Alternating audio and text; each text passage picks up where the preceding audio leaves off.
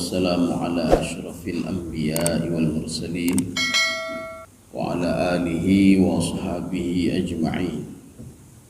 رضيت بالله ربا وبالإسلام دينا وبمحمد نبيا ورسولا. رب اشرح لي صدري ويسر لي أمري واحلل عقدة من لساني يفقه قولي.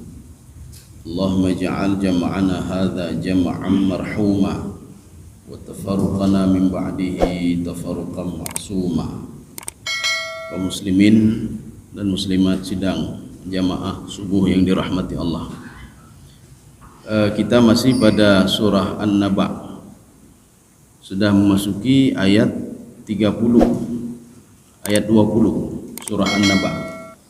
Pada pertemuan yang lalu kita sudah menjelaskan Mu'az bin Jabal bertanya kepada Rasulullah sallallahu alaihi wasallam bagaimana keadaan di padang mahsyar ya. Jadi keadaan di padang mahsyar orang-orang mukmin umatmu itu bagaimana ya Rasulullah? Sehingga Rasulullah mengatakan umatku itu ada 10 model yang sudah dirubah wujudnya oleh Allah Subhanahu wa taala. Ini adalah tafsiran dari fatatuna afwaja.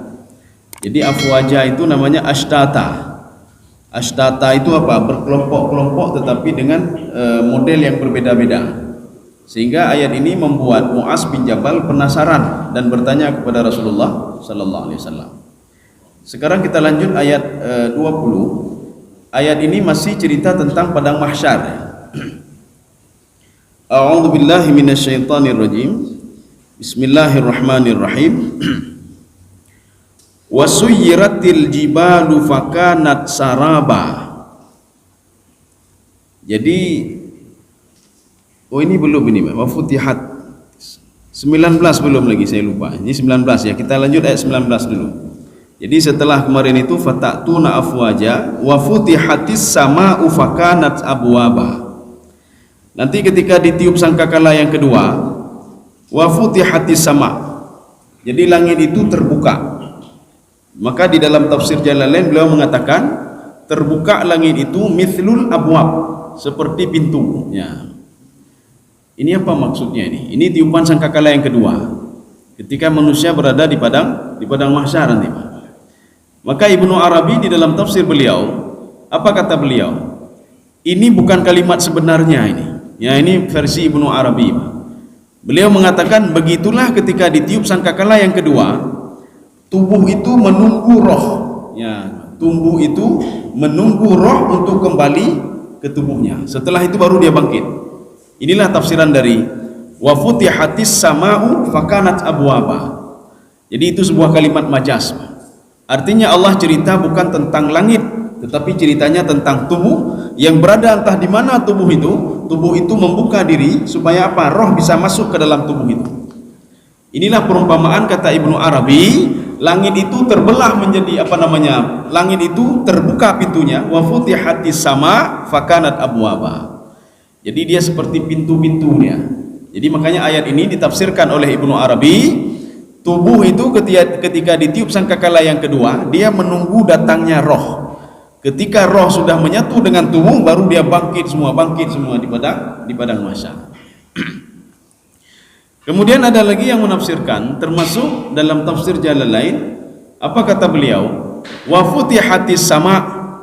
Ketika tiupan sangkakala yang kedua, langit itu berpintu-pintu. Ya, nah pintu-pintu. Kenapa ada pintu? Linuzulil malaikah.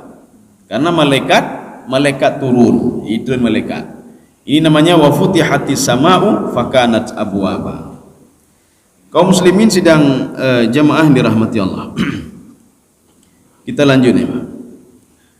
Wasuyiratil jibalu fakanat saraba. Ya, ini mungkin muncul pertanyaan sama kita. Sebelumnya di dalam bahasa Arab, bahasa Indonesia, dalam bahasa apa saja ada kalimat pasif, ada kalimat aktif. Kalau kalimat aktif begini, saya keluar, itu aktif. Tapi kalau saya dikeluarkan berarti itu pasif ya. Artinya ada yang mengeluarkan sipulan. Ini begitu juga. Wasuyiratil jibal, gunung itu dijalankan. Ini satu poin pertama dulu. Artinya apa? Ada yang menjalankan gunung itu. Poin yang kedua, ketika kita melihat kalimat wasuyirah, itu berasal dari kalimat asra yusri, artinya di malam hari. Maknanya apa? Gunung itu dicabut oleh Allah Subhanahu wa taala dari bumi ini pada malam hari. Ya, wasuyiratil jibalu fakanat saraba. Ini poin yang kedua. Poin yang ketiga, mungkin kita bertanya-tanya, kok pada tiupan sangkakala yang kedua kok ada gunung lagi? Sedangkan gunung kan sudah hancur pada yang pertama. Ini gunung apa lagi ini? Maka dijawab oleh Imam Asy-Syaukani di dalam tafsir beliau. Apa kata beliau? Laisa fihal jibal. Tidak ada gunung lagi. Ini adalah, ya, jadi kata Imam Asy-Syaukani, padang mahsyar itu ibarat apa? Gunung tidak ada lagi. Kemana gunung itu? Sudah diangkat dulu oleh Allah Subhanahu wa taala ketika tiupan sangkakala yang pertama. Makanya oleh Ibnu Abbas dalam tafsir beliau, apa kata beliau? Di padang mahsyar itu tidak ada gunung, tidak ada bukit, tetapi apa? Sebuah seperti padang pasir gitu, padang pasir ya. Bahkan dalam tafsir lain apa dikatakan? Di situ ada lembah dan ada bukit, itu saja, lembah dan bukit, tapi bukan gunung. Ada juga yang mengatakan di padang mahsyar itu la tara fiha iwaja wala amta. Jadi tidak ada jalan yang berkelok-kelok, tidak ada lembah, tidak ada gunung, rata semuanya. Maka di dalam tafsir Al-Baydawi beliau mengatakan padang mahsyar itu ibarat al-fiddah. Fiddah itu apa? Seperti perak. Jadi perak al-bayda, perak yang warnanya putih semuanya. Berarti tidak seperti yang kita bayangkan. Tanah itu biasanya tanah warna hitam, atau padang pasir itu warnanya seperti kerikil-kerikil. Ini seperti fiddah. Fitnah itu seperti perak.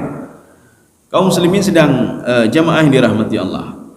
Jadi yang dimaksudkan dengan wasuyiratil jibal, gunung ketika di padang mahsyar tidak ada lagi. Kemana gunung itu? Gunung itu sudah diangkat oleh Allah Subhanahu wa taala ketika tiupan sangkakala yang pertama di malam hari. Makanya di padang mahsyar itu fakanat saraba.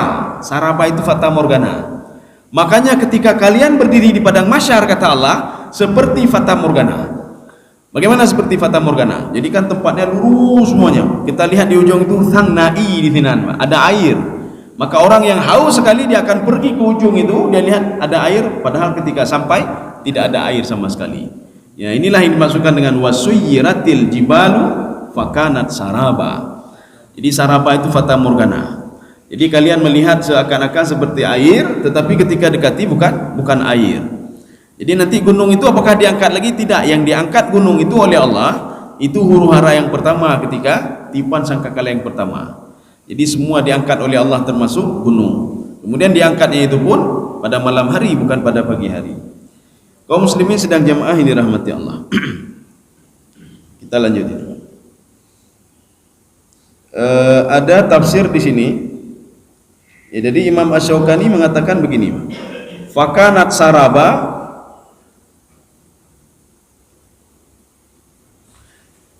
Ini ada dua pintu ya. Jadi ada dua pintu kata Imam Asy-Syaukani, ada pintu rezeki, ada pintu amal. Ya nih. Ada pintu rezeki, ada pintu amal. Maksud pintu rezeki, pintu amal bagaimana? Ketika seseorang itu berada di padang mahsyar, itu diberikan rezeki oleh Allah Subhanahu wa taala.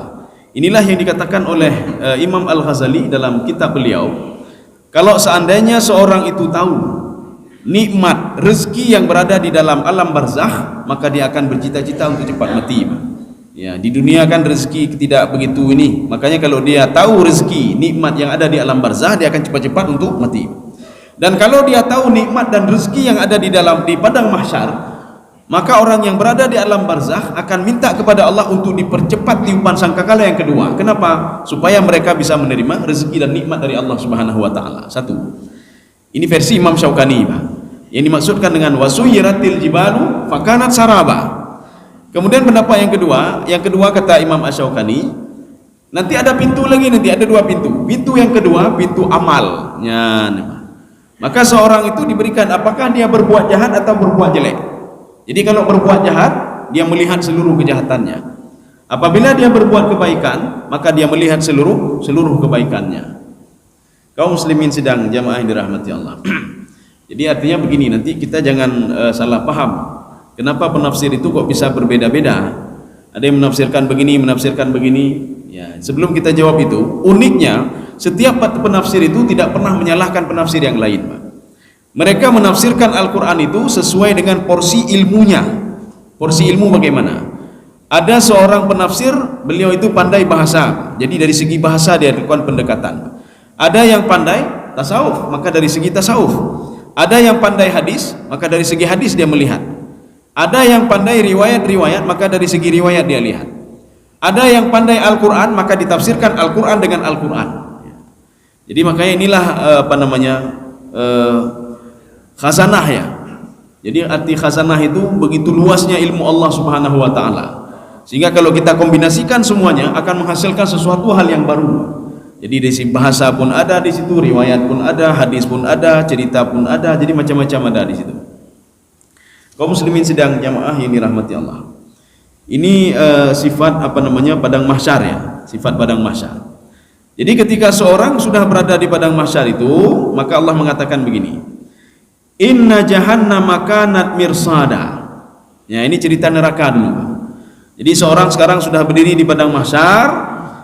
Makanya nanti kalau ada yang bertanya begini, apakah neraka itu sudah ada sebelum manusia di padang mahsyar? Apakah surga sudah ada sebelum manusia di padang mahsyar? Sebelum kita meninggal, apakah sudah ada? Maka di dalam sebuah hadis qudsi, sebelum diciptakan manusia pun surga neraka itu sudah ada. Alasan yang pertama, uiddat. Kalimat uiddat di dalam Al-Quran, apakah itu surga atau neraka, selalu Allah katakan dengan kata kunci uiddat. Uiddat itu maknanya apa? Dipersiapkan. Kalau makna dipersiapkan berarti surga sudah ada, berarti neraka sudah ada ya. Kalau kita kan tidak ya, Pak. Istilahnya kalau manusia itu lihat dulu undangannya bagaimana. Tahu undang kau kan? Umahnya undangan na 3B, berarti payah tersewa tempat begini ya, Pak. Umah undangannya lebih lom 3B, Pak. Undangannya 10.000, Pak, kita lihat, Pak. Umar ramai dah undangannya kok, 10.000. Buat tempat paling besar lagi. Oh, ini nak ada undangannya cuma 100 orang. Kaki rumah mentang begat. Ya, untuk apa 100 orang buat tempat yang ini kan rugi saja. Surga neraka tidak seperti itu. Jadi tidak melihat dulu gimana kalkulasinya. Oh, banyak orang ini, oh neraka luasin lagi, tidak. Oh, surga apa sedikit penghuninya. Oh, dah puput mentang, tidak. Memang dari dulu memang sudah ada. Ini dalil yang pertama. Dalil yang kedua, di dalam sebuah hadis qudsi, Allah Subhanahu wa taala berdialog dengan malaikat. Apa dialog Allah? Ketika Allah menciptakan lamma khalaqallahu al-jannata wan nar. Ketika Allah menciptakan surga dan neraka. Ya, ini unik juga. Di dalam Al-Qur'an itu penulisan surga dan neraka itu kadang-kadang dengan alif lam, kadang-kadang tidak pakai alif lam. Al-jannah kadang-kadang pakai jannah. An-nar kadang-kadang menggunakan an-nar. Jumlahnya sama, Pak, 139. Ini kalau an-nar atau narun itu bisa dengan alif lam dan bisa dengan tidak menggunakan alif lam. Tetapi surga itu lebih sedikit lagi. Apakah karena gara-gara yang sedikit masuk dalam surga? Wallahu a'lam bishawab. Ya, ini bukan dalam kapasitas lo untuk menjawab. Yang jelas kata-kata jannah dengan al-jannah itu kira-kira ada 76 kali, Pak. Ya, sebanding jannah al-jannah, nar an-nar, menggunakan alif lam dan tidak menggunakan alif lam. Kaum muslimin sidang jamaah yang dirahmati Allah. Makanya ketika seorang itu berdiri di padang mahsyar, ini ada kelompok inna jahannama kanat mirsada.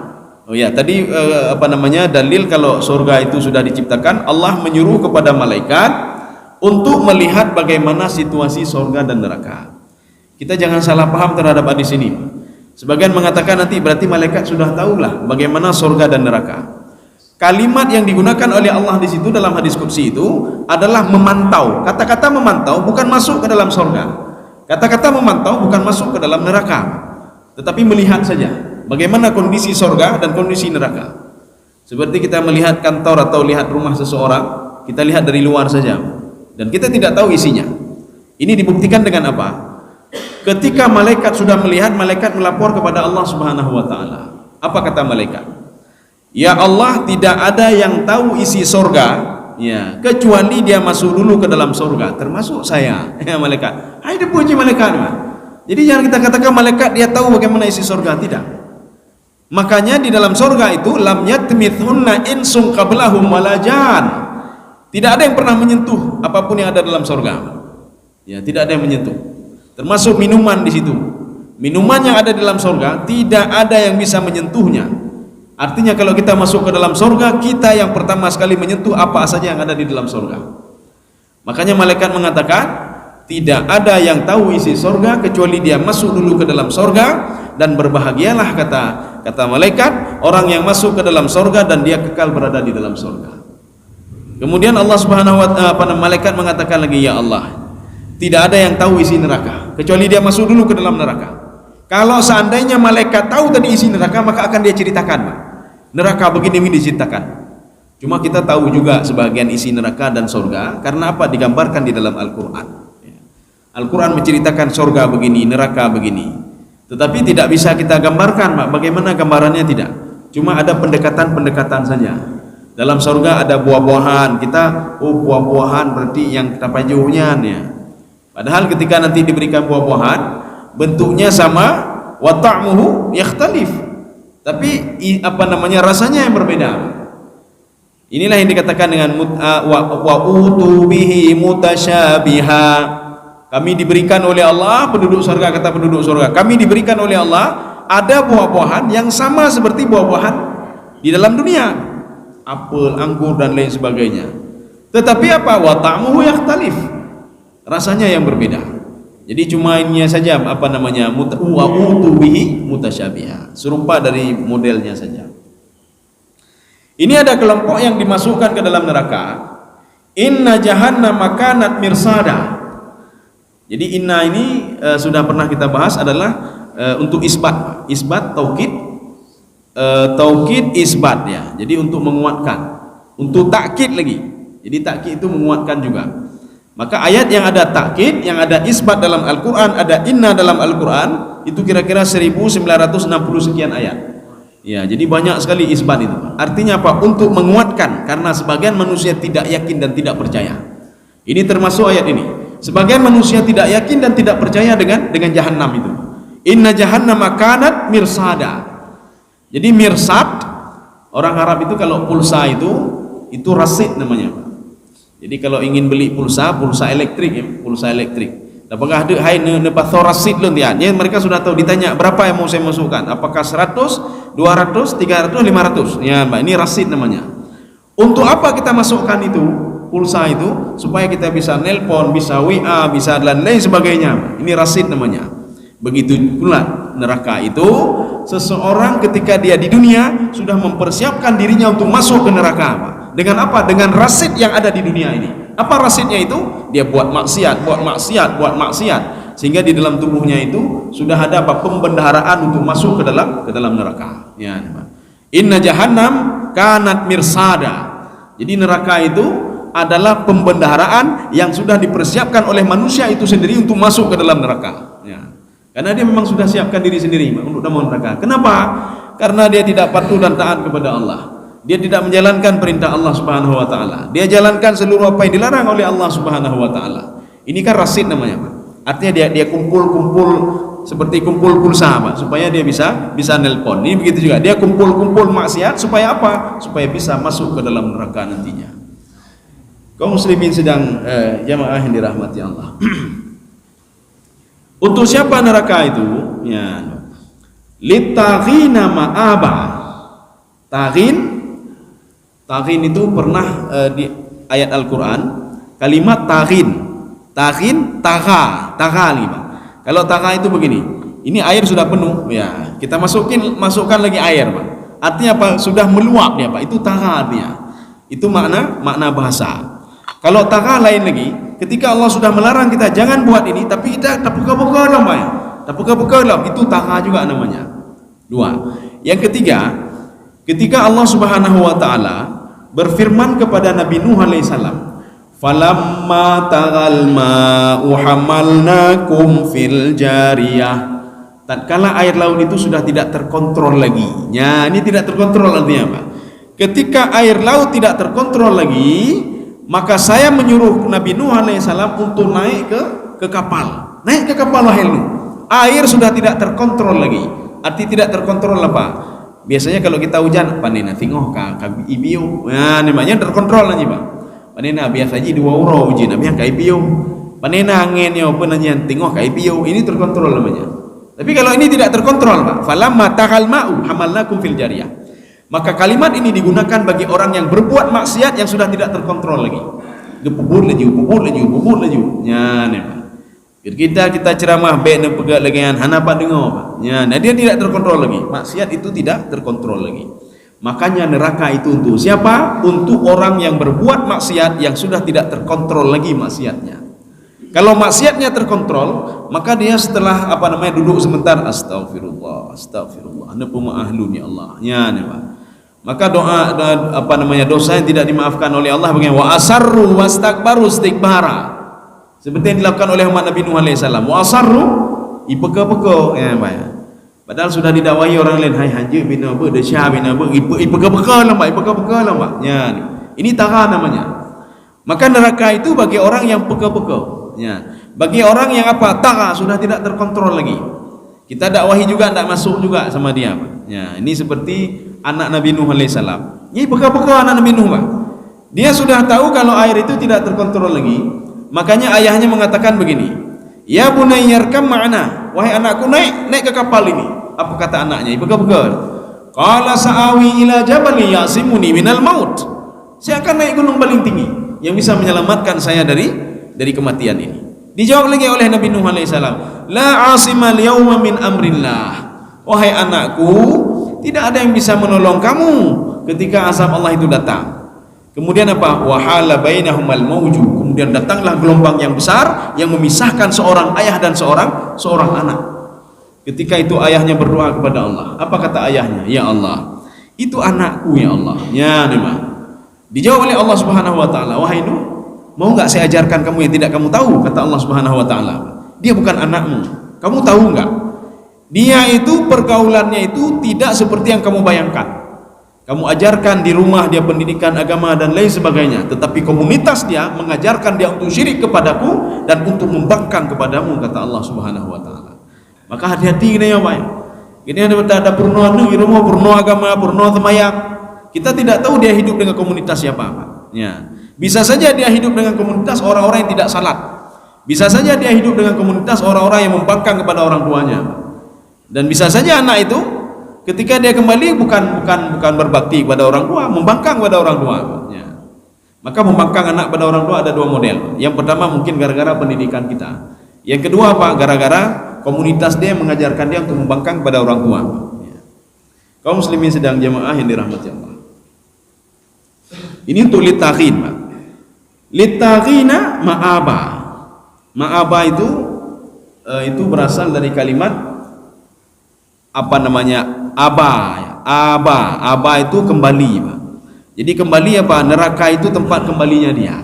Neraka itu tempat hunian dia. Ya, nih, Pak. Jadi bagi siapa itu? Bagi orang-orang litaghin. Taghin itu sudah kelewat batas. Kalau orang yang tidak kelewat batas, paling enggak dia beristighfar lah, astagfirullah. Teringat kepada Allah, ya, Pak. Teringat kepada Allah. Memang teringat pada Allah itu berat, Pak, susah. Ya. Teringat kepada Allah susah. Dari mana kita tahu susah? Maka salah satu doa Rasulullah ajarkan kepada Mu'az bin Jabal. Apa kata Rasulullah? Ketika kamu sujud atau ketika kamu selesai salat, berdoalah, mintalah kepada Allah. Allahumma a'inni ala dzikrika wa syukrika wa husni ibadati. Ya Allah, tolonglah saya, ya Allah. Tolonglah saya, a'inni ala dzikrik. Tolonglah saya untuk bisa mengingatmu. Maknanya apa? Mengingat Allah itu berat, ya, Pak. Maka ketika seorang itu dia dengan teman-temannya, dia enggak teringat lagi kepada Allah, maka mengingat Allah itu berat.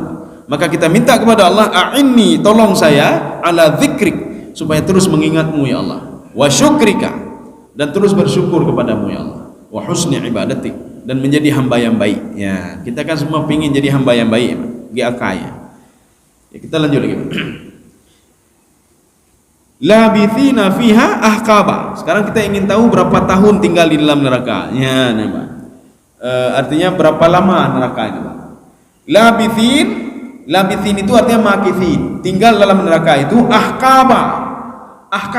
Ahqab itu jamak, bentuk banyak dari hikbun. Ya, nih, Pak. Jadi di dalam sebuah hadis, satu hikbun itu 70 tahun ya. Berarti ahqab itu sampai 700 tahun lamanya.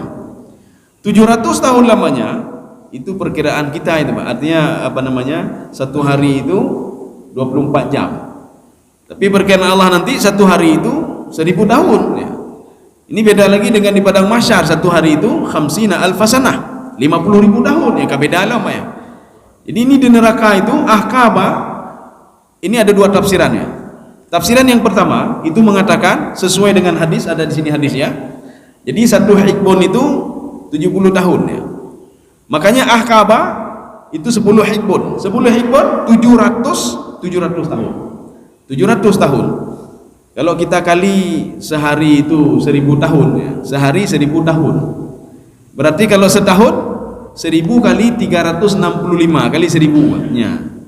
Setelah itu kali lagi 700 Pak. 20 juta tahun. Kapal loh Pak. Itu di dalam neraka. Ini versi satu tafsir. Itu kalau dia diselamatkan nanti oleh Allah Subhanahu wa taala, versi satu tafsir. Versi satu tafsir lagi. Ini yang dimaksudkan dengan labithina fiha ahqaba adalah semua kalimat majaz. Apa makna majaz? Bukan kalimat sebenarnya. Artinya manusia tinggal di dalam neraka itu ahqaba, selama-lamanya terus dia begitu, kecuali diberikan syafaat nanti oleh Allah, siapapun dia Pak. Ini kalau kita merujuk ke dalam tafsir Sawi Pak. Apa kata beliau ketika Rasulullah SAW berdoa Pak? Apa namanya? Ya Allah la tukhzini yaumal qiyamah, jangan hinakan saya ketika hari kiamat. Apa maksud hinakan saya? Jangan masukkan saya ke dalam neraka ya Allah. Karena kalau masuk dalam neraka kita sudah terhina sekali Pak. Ini seperti jangan masukkan saya ke dalam penjara. Ni dah mula penjara, hidup pulih kau malai dia Pak. Ini dah mau neraka, hidup pulih kau malai dia Pak. Hidup pulih anak malai dia Pak. Ya. Kenapa? Karena disaksikan oleh semua orang. Ya, disaksikan semua orang. Makanya nanti kan ada pertanyaan, ini apa pembahasan kita yang lalu apa bukan? Ditanya, masalahkah kum fi sakar? Kenapa masuk ke dalam neraka? Orang semua melihat kita Pak. Jamun gedenya dakwah nyot aja kena temayang, tapi dah mau dalam neraka Pak. Ya. Walaupun ada dua versi tafsiran. Tafsiran yang kedua, bukan penduduk surga dan neraka yang berdialog. Tetapi penduduk surga, waktu dia masuk ke dalam surga, dia mencari ayah kandungnya, kok tidak ada ayahnya. Dia mencari anaknya, kok tidak ada anaknya Pak. Dia mencari istrinya, kenapa tidak ada istrinya. Dia mencari kerabat-kerabatnya, kenapa tidak ada. Dia bertanya kepada malaikat. Apa kata dia? Aina akribai? Kemana kerabat-kerabat saya? Kemana anak saya? Kemana suami saya? Mana istri saya? Akhirnya malaikat pergi ke neraka dan melihat ada anaknya di situ, ada familinya, saudaranya. Akhirnya malaikat bertanya, masalahkakum fi sakar? Kenapa masih berada dalam neraka sakar?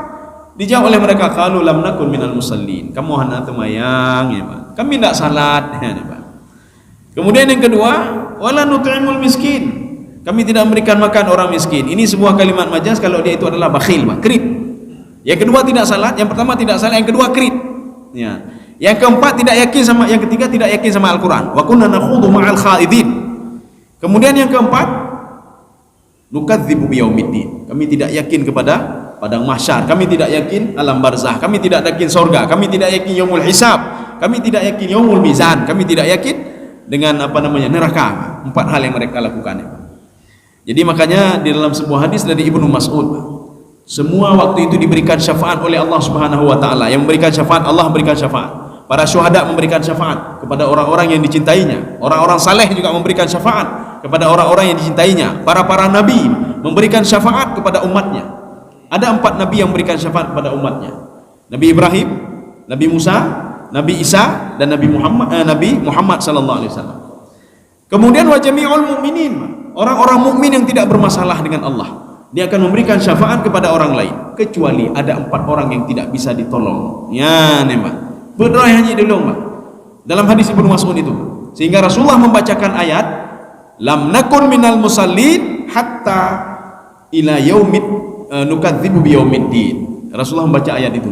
Artinya 4 orang yang tidak bisa diberikan syafaat kecuali dengan izin Allah. Tidak salat, dia bakhil, dia tidak yakin sama Al-Qur'an. Kemudian yang keempat itu dia tidak yakin kepada hari akhiratnya. Kaum muslimin sedang jamaah yang dirahmati Allah. Makanya sehebat apapun kita Pak, gedanya nana saleh, dan berdoa nana saleh hanya dulu ya menyuyah naik temayang Pak. Kalau seorang ayah tidak salat maka tidak bisa ditolong oleh anaknya. Yang kedua, kalau seorang ayah bakhil dan krit, tidak bisa ditolong oleh anaknya dan tidak bisa ditolong oleh amal ibadahnya. Sehebat apapun dia seorang ahli ibadah, ahli tahajud, tapi kalau sudah bakhil tidak bisa ditolong oleh siapapun, Pak, kecuali dengan izin Allah Subhanahu wa taala. Kemudian yang ketiga, dia pungkiri Al-Qur'an, Pak. Hanya pedih Al-Qur'an, Pak. Ketika dia baca, "Pui pegah Qur'annya, pui pegahnya," ini termasuk tidak bisa di pertolongan oleh Allah kecuali dengan izin Allah. Kemudian yang keempat, orang yang tidak yakin kepada hari kebangkitan, tidak yakin kepada hari akhirat, tidak yakin kepada yaumul jaza, tidak yakin kepada yaumul hisab, tidak yakin kepada surga dan neraka. Ya. Jadi ini namanya ahqabah. Saya rasa cukup sekian saja dulu. Ya. Baik panjang-panjang dah. Jadi insyaallah pertemuan selanjutnya kita lanjut nanti masih juga surga nih, Pak. Jadi masih juga surga. Tentang apa namanya, tentang neraka. La yadhuquna fiha bardan. Ya, jadi ada yang ingin ditanyakan, kami persilakan. Ya. Assalamualaikum warahmatullahi wabarakatuh. Waalaikumsalam. Di padang mahsyar atau di mana terlihatnya ada kursi di atas mimbar dan kursi itu luasnya seperti hamparan yang luas, Iya. 100 hari perjalanan. Seperti apa kegiatan kursi-kursi itu? Iya. Saya belum membaca juga, saya tidak tahu apakah ada di padang mahsyar. Tetapi yang digambarkan oleh Rasulullah SAW itu di padang mahsyar itu seorang itu kadang-kadang dia tenggelam, ada tenggelam dengan apa namanya al-arak. Arak itu air apa namanya, keringat dia sendiri. Di situ disebutkan hasba amalihim wa darajatihim, sesuai dengan amalnya, sesuai dengan dosa yang dia lakukan. Kemudian seorang anak dia menolong ayahnya di padang mahsyar, memakaikan baju kepada ayahnya. Itu gambaran-gambaran padang mahsyar. Yang tidak saya tahu itulah apa namanya, kursi-kursi itu. Tetapi ada gambaran juga seorang anak dia mencari ayahnya dan ibunya. Ini anak penghafal Quran ya, Pak. Yang umur apa namanya, dia menghafal Quran, kemudian dia cari ayah dan ibunya, dia pakaikan jubah, kemudian diletakkan di sebuah singgasana. Kalau itu apa namanya, ada itu, diletakkan di sebuah tempat yang paling tinggi. Itu kan ada juga ini, ada macam-macam dia. Artinya apa? Seperti di dalam surga, seorang diletakkan di tempat paling tinggi. Untuk apa paling tinggi? Jadi kita jangan terbayang tempat paling tinggi itu bukan kursi saja, tidak. Jadi bukan kursi saja. Jadi artinya bisa saja nanti di tempat paling tinggi adalah sebuah kalimat majas, bukan kalimat sebenarnya. Artinya dia diberikan nikmat yang banyak sekali oleh Allah, sebagaimana seakan-akan dia di tempat paling tinggi bisa melihat semua nikmat. Ya, bisa saja kalimat majas. Jadi saya tidak tahu juga apakah di padang mahsyar ada seperti itu. Ya, ada tempat-tempat apa namanya. Kemudian yang digambarkan lagi di dalam Al-Quran, dalam tafsir, di padang mahsyar itu karena panas sekali, panasnya luar biasa, maka bagi orang-orang yang dulunya dia salat, bagi orang-orang yang dulunya dia berkurban, maka mereka dipersiapkan sebuah tempat namanya Telaga Al-Kautsar. Ya, inilah nikmat yang luar biasa, Telaga Al-Kautsar. Jadi makanya mereka dipakaikan baju oleh para malaikat, dijaga oleh 70.000 malaikat Telaga Al-Kautsar itu. Kemudian mereka masuk ke dalam Telaga Al-Kautsar sambil menunggu keputusan Allah Subhanahu wa taala. Apakah amal ibadah ada yang diterima atau tidak diterima? Ya. Jadi seperti itu. Tapi kalau masalah kursi dari mana? Ya, singgasana atau kursi, saya tidak tahu juga apakah setelah apa namanya, di dalam surga nanti. Yang jelas dalam surga memang ada juga tempat seperti itu. Atau apakah nanti di alam barzakh ya? Di alam barzakh memang digambarkan juga oleh Allah. Maka kita jangan pernah terbayang alam barzakh itu ngeri alam barzakh loh ya. Waktu terpikir alam barzakh itu terbayang kuburan terus, Pak. Kuburan, cukup gelap kuburan. Jadi artinya apa? Kita kan sudah berbeda alam. Alam barzakh sama alam dunia berbeda. Alam dunia menurut perkiraan kita itu, dalam pandangan kita itulah yang nyata, Pak. Tapi alam barzakh itu bukan alam nyata lagi. Ya. Artinya apa? Sudah alam roh, sudah alam lain. Jadi jangan kita samakan dengan alam dunia. Ini sama seperti orang di dalam kandungan. Dia terpikir dalam kandungan itu, kehidupan itu hidup seperti di dalam air, sedangkan di dalam ketubannya. Dipikir dunia lagi oci. Rupanya ketika lahir dia, hai hana lagi kau. Saya kenapa bisa hidup di dalam kandungan itu dengan air? Kenapa ini tidak ada air lagi? Ya. Jadi jangan kita bayangkan, jangan yang dalam kandungan membayangkan hidup di dunia seperti hidup dalam kandungan. Dan jangan orang di dunia ini membayangkan hidup di dalam alam barzakh itu seperti hidup di dunia. Ya. Tetapi ada diberikan gambaran-gambaran oleh Allah. Orang yang hidup di alam barzakh kan kehidupan, Pak. Kehidupan yang apa namanya? bukan semi abadi, kehidupan yang lama sekali dibandingkan dengan alam dunia. Diberikan fasilitas-fasilitas oleh Allah. Kita juga sudah pernah cerita di dalam tafsir At-Tabari, digambarkan di situ ya talaqqa ba'duhum ba'da, mereka ketemu satu sama lainnya. Kemudian ketika di pagi hari mereka pergi ke telaga-telaga surga itu dengan teman-temannya. Kemudian sore harinya mereka kembali lagi ke tempatnya sebagaimana kita di dunia. Pagi-pagi pergi kantor, jauh kantung, bejak kantung, cengkrama dengan teman-teman. Kemudian setelah itu kita kembali lagi ke rumah beristirahat. Ini begitu juga di alam barzakh. Tapi nikmatnya lebih dahsyat lagi dibandingkan dengan alam dunia. Ini bagi orang-orang yang patuh dan taat kepada Allah. Tapi menyahana patuh dan taat kepada Allah itu diletakkan di sebuah tempat namanya sijin. Sijin itu penjara iblis. Ada yang mengatakan sijin itu adalah a'malu syayatin, tempat perbuatan amal-amal setan itu semua diletakkan di situ. Maka amal kita juga di situ. Maka kita kembali juga ke tempat amal di situ. Maka roh juga di situ. Maka begitu tersiksanya. Jadi di alam di sijin itu hanya jak tahu hanya kenanya. Berbeda dengan ini. Jadi gambarannya seperti itu. Mungkin saja ya, karena hadis itu kan banyak sekali. Hadisnya hadis itu banyak sekali. Jadi kalau kita lihat hadis itu belum syarahnya lagi, Pak. Hadis At-Tabari, Daruqutni, kemudian hadis Sahih Al-Bukhari, kemudian Sahih Muslim, kemudian banyak tuh hadis-hadis itu. Itu belum syarahnya lagi segini tebalnya. Kalau syarah itu sudah semete tebal, ya. Bisa saja. Tapi saya tidak mengatakan pasti kalau betul di sana itu ada sebuah singgasana ya. Wallahu a'lam bishawab. Ada yang lain lagi? Ya, Ustaz. Waalaikumsalam.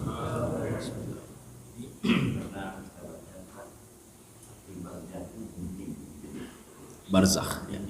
Ya.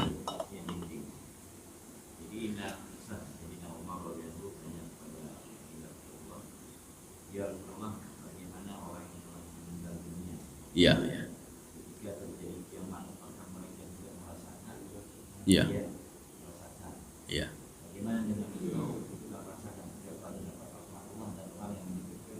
Iya, iya. Intinya orang yang sudah meninggal itu atau terjadi sesuatu yang pergi dan sampai itu mereka juga merasakan. Iya, iya. Nanti mereka itu masih dalam arti masih dalam alam dunia. Iya, iya, iya. Oke. Karena begini, ada beberapa tafsiran itu, malaikat ketika ditiup sangkakala yang pertama, itu dalam satu tafsir mengatakan begini, termasuk nanti ada Ibnu Abbas ya, mengatakan malaikat itu tidak mati, Pak. Karena titiupan sangkakala yang pertama, kan nanti kita mati semua, Pak. Tapi malaikat tidak mati. Maksud tidak mati, kita jangan salah, Pak. Artinya malaikat itu masih hidup. Dia masih hidup, artinya sama seperti manusia, rohnya itu tetap hidup. Roh tidak pernah mati. Yang mati adalah tubuh. Ketika itulah, ini dalam tafsir Ibnu Abbas, Pak. Waja'a rabbuka wal malaku saffan saffa. Ketika itu datanglah perintah Allah, sebelum roh dan tubuh itu menyatu, malaikat sudah mengumpulkan semua roh-roh. Waja'a rabbuka wal malaku saffan saffa. Maknanya apa? Kita mengetahui apa saja yang terjadi, Pak. Nah, ini sama seperti ada beberapa hal saya tidak setuju dengan tafsir yang bukan tidak setuju, pribadi, Pak, pribadi ya. Quraisy Shihab secara pribadi kan secara aja. Ada je pun hanai tamong lam nyulum mungkin hansib ilmu elun, Pak. Hansib ilmu maka tidaknya. Tapi ada beberapa hal yang saya setuju dengan pendapat beliau. Bagaimana setuju pendapat beliau? Orang di alam barzakh itu, jadi dengan orang di dunia, dia tahu apa namanya aktivitas itu, dia tahu, Pak. Bagaimana dia tahu? Seperti dia melihat kaca. Nah, ini kata Quraisy Shihab. Kita melihat kaca, Pak. Kita tahu semua dari kaca itu, Pak. Ya. Yang kita lihat itu adalah yang di belakang kita, Pak. Ya, yang di belakang kita. De pintu, de ane, dan yang ane, de ini. Tapi kita tidak bisa masuk ke situ, Pak. Ya, kita tahu semuanya. Makanya seorang yang mengucapkan assalamualaikum ya ahlal kubur, nya didengar ke hane dengar, Pak. Dia mendengar. Oh, maka tu ane le nego, itu pun, Pak. Jadi beda fikir panena hana tu boleh. Dia tahu semuanya, Pak. Nah, dia tahu. Makanya kita waktu kita berdoa Pak orang cik kan, makai doa ni lun. Ya. Kemudian ketika kita bersalawat kepada Rasulullah sallallahu alaihi wasallam, dalam sebuah hadis dikutip di situ, inna lillahi malaikah sayyahina fil ardi. Allah punya malaikat yang terus berjalan-jalan di bumi, Pak. Ya. Jadi kalimat malaikah itu menunjukkan jamak, banyak. Ketika itu dia mendengar siapa yang bersalawat kepada Rasulullah. Tadu, Pak, sallallahu alaihi Muhammad sallallahu. Maka salawat itu disampaikan oleh malaikat kepada Rasulullah, ya Muhammad, ada umatmu bersalawat namanya si fulan, terekam juga oleh Nabi Muhammad nyoji luar biasa, ya. Sanuqri'uka fala tansa. Saya bacakan ayat Al-Quran kepada kamu ya Muhammad sehingga kamu tidak lupa. Ya, Pak. Makanya malaikat itu terus membacakan ke Nabi Muhammad, ya Muhammad si fulan kamu tahu, get. Si fulan kamu tahu kedong, si fulan katinga kedong, get, ya, Pak. Artinya Nabi Muhammad tahu, Pak. Nabi Muhammad tahu, Pak. Aktivitas gedenya gede, Pak. Urunci gedenya binaci, Pak. Ketika tajak aku assalamualaikum. Cuma masalahnya lam yarud, tidak bisa menjawabnya. Menyoi jawab hana saujali bubu. Assalamualaikum ya ahlal kubur. Waalaikumsalam. Nabi yohna bekan tan jajak ba ayah ni kebaloi begah bai. Roda plung na bai. Yang tengok hana jajak le aku bubu. Dan yang lima bekan aja ayah begah bai bubu. Ya. Jadi artinya ayah itu sanak famili kita, siapa saja meninggal dia tahu, Pak. Apapun itu dia tahu. Kalau itu saja dia tahu, apalagi nanti diupasakan itu. Ya, Pak. Paling enggak menggocah hidup buahnya palau kiamat. Ya, hidup bukannya kamu goyang kayak hidup buahnya. Jadi artinya apa? Dia tidak terpisah dengan ini, Pak. Dia tahu tapi tidak terpisah. Tapi dia sudah berada di alam lain. Mungkin sama seperti tadi barzakh. Barzakhun la yabghiyan. Barzakh itu pemisah. Makanya pemisah. Pemisahnya apa? Kalau di dunia kita melekat tubuh dan roh. Kalau di alam barzakh, roh saja, Pak. Tubuh kita sudah terpisah. Itu saya bedanya. Ya, Pak. Kalau ini alam nyata, alam nyata pun na tubuh na roh aja. Ya, jadi kalau itu alam roh saja. Karena apa? Roh itu tidak pernah mati, Pak. Kaum muslimin sedang jemaah yang dirahmati Allah. Belum tahu. Sementara begitu jawabannya. Jadi makanya ada yang mengatakan nanti ini kelanjutan ayatnya nanti, Pak. Nyohana telah lanjut loh ayatnya. Artinya cerita tentang itu. Ada malaikat itu tidak pernah mati. Ketika ditiup sangkakala itu tidak mati dia. Maka manusia begitu juga. Kalau ada yang ngomong manusia hantar mati-mati, nyampe salah paham ini apa? Maksud hantar mati, rohnya tidak pernah mati, Pak. Ketika di alam roh dulu, dia tidak pernah mati, Pak. Masuk ke dalam tubuh, tidak pernah mati juga. Yang mati itu tubuh, Pak. Tubuh itu tidak ada harganya kecuali dia melekat dengan roh. Kemudian ketika di dunia dia hidup lagi roh itu, Pak. Artinya memang hidup roh itu. Ketika mati, tubuh itu yang hilang, yang mati, yang hancur. Roh itu tidak pernah hancur. Demikian pula malaikat. Jadi malaikat itu dia tetap hidup, walaupun ditiup sangkakala yang pertama dia telah mati, tetapi dia tetap hidupnya. Lagi roh itu tetap hidup, roh itu tetap hidup. Maka ada kehidupan alam barzakh namanya. Ya. Maka beryakin katanya, Pak, ada kehidupan alam barzakh. Jadi seorang bukan tidur saja di tempat penajwa tidak buka, kita lihat sedih hidronino tempatnya, padahal tidak sedih, ya, Pak. Dalam kitab Al-Muwatta punya Imam Malik, di situ ada sebuah hadis.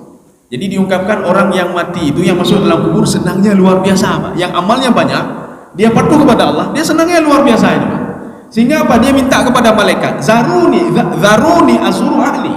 Wahai malaikat, izinkan saya sebentar saja, ya, Pak. Saya akan mengunjungi keluarga saya. Jika imomo ya wahai, nyoka meninggal lu kau roh kedua, ya imomo lagi ujian. Apa kata malaikat? 6, tidur, kamu tidur. Kemudian dia minta kedua kali, zaruni azuru ahli. Kalimat zaru itu menunjukkan pada jamak. Artinya apa? Banyak malaikat di situ, Pak. Cukup jaya malaikat di sini, Pak. Dia minta kepada seluruh malaikat ini mengizinkan dia keluar sebentar saja. Dia mau cerita, hai bek nemo, lu kan mangat di sini, pun nemo le, ya ne Pak. Lu kan mangat di sini, pun nemo le. Bahkan lu mau lo kalian awak ron. Kenapa suka tinggal di dunia ini? Ya ne Pak. Artinya apa? Ketika seorang sudah merasai kehidupan alam barzah, dia tidak mau balik lagi, Pak. Ini orang yang beribadah. Kecuali orang buat maksiat, ada balik, lu balik, balik. Karena ladang ibadah itu itulah di dunia, lain ada. Kalau di akhirat nanti ketika mati ada lagi ibadah. Malum mejaknya hana lepeng, hana le tanpa hana le. Enggak ada apa-apa lagi. Yang ada kain kafan kita. Mau sedekah apa? Sedekah hana tanpa hana. Mau ibadah bagaimana? Hana ibadah. Enggak diterima lagi ibadah. Maka kalau ingin beribadah itulah di dunia ini. Kalau ingin berbuat sesuatu itulah dunia ini. Makanya kalau diberikan kesempatan 60 tahun, usahakan ada berapa kita beribadah kepada Allah, mendekatkan diri kepada Allah. Ya. Karena habis meninggal ini hana wateli, ya. Saya rasa, ya. Jadi ada menruhi, ruhnya kan? Iya. Satu lagi naf. Iya. Iya. Iya. Ruh dengan naf. Oh, ya. Kita mengambil punya Imam Al-Ghazali, Pak. Jadi Imam Al-Ghazali dalam kitab beliau mengatakan nafsu itu apa sebenarnya? Jadi kata beliau, an-nafsu huwa ar-ruh. Ya, ini berkata Imam Ghazali. Nafsu itu adalah roh. Ini pendapat beliau pertama. Yahtamil ayyakuna, kata beliau, yahtamil ayyakuna nafsu bimakna ruh. Nafsu itu yang pertama maknanya roh, kata beliau. Yang kedua, an-nafsu bimakna al-jawarih al-mutaharrikah. Seluruh anggota tubuh yang bergerak itulah nafsu, kata beliau. Ya, ketika ini bergerak, nafsu ingin minum air.